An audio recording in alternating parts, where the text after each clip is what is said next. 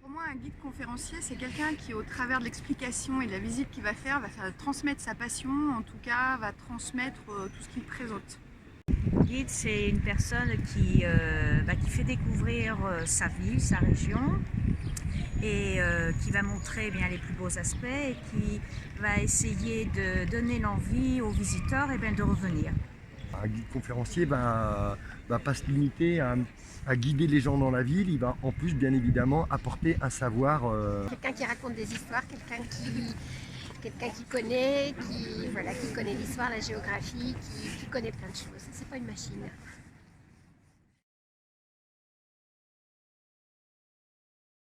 Le but d'une visite guidée, c'est de donner un sens aux belles choses peut-être un peu.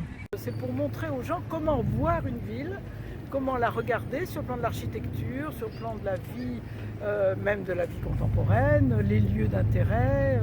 Voilà, c'est parler d'une ville dans son histoire la plus ancienne jusqu'à la plus récente. Apporter une ouverture, une explication, faire transmettre. Il y a vraiment une notion de transmission pour moi dans ce métier-là. C'est un moment où on apprend plein de choses. Voilà, une bonne visite, c'est quand on a les gens qui sont heureux, qui ont appris quelque chose et puis qui écoutent, de bout en bout ce qui a été proposé. C'est mieux qu'un livre, hein, c'est mieux qu'une machine, c'est mieux qu'un casque audio. Comme je dis, c'est un échange aussi. Voilà, un partage, un échange. Voilà.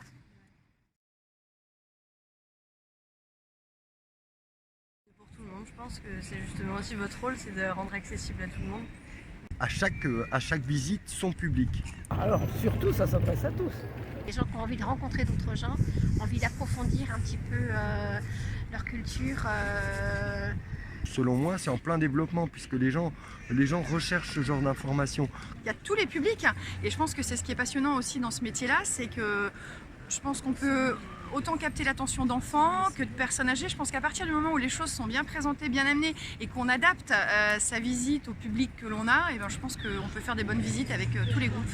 Justement, si on prend un guide, c'est pour permettre à tout le monde de découvrir une région, une ville.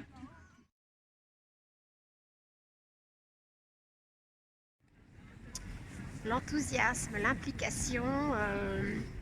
La gentillesse, la sympathie, le sourire. Déjà, il faut être empathique, il faut être sociable, il faut être patient, je pense. Il faut être vivant, il faut animer son discours, il faut savoir capter le public. Et avoir une bonne capacité oratoire.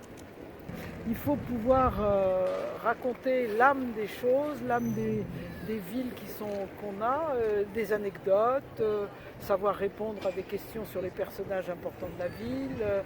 Il faut être un peu acteur, enfin pas acteur, mais un peu comédien, entre guillemets.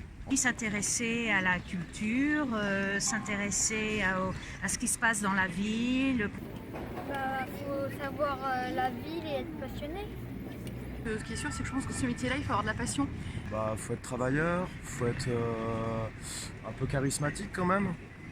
Et puis il faut aussi les petits côtés anecdotes, ça fait la diff. Tous ces petits côtés donc passionnés en fait, parce que les anecdotes sont grattants.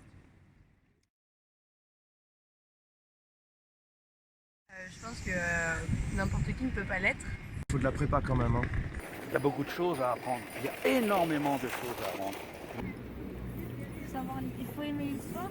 Il faut des connaissances, parler très bien la langue française si on est en France. C'est 20 ans de lecture. Moi, je pense qu'il faut avoir une formation en histoire, hein. Peut-être déjà, non? Au niveau linguistique, peut-être aussi avoir quand même un bon bagage. Bon, je suppose qu'il faut faire des études, des études d'histoire, des études de langue éventuellement aussi pour les guides interprètes. L'histoire de l'art, l'histoire en général, géographie. Il faut avoir des bonnes bases solides en culture générale. Voilà.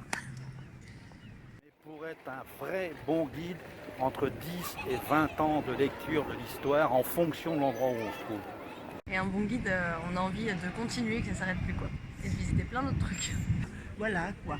Donc il faut, et surtout qu'il ait le sourire, le petit mot qui va faire rire son public. Enfin, voilà. Merci beaucoup.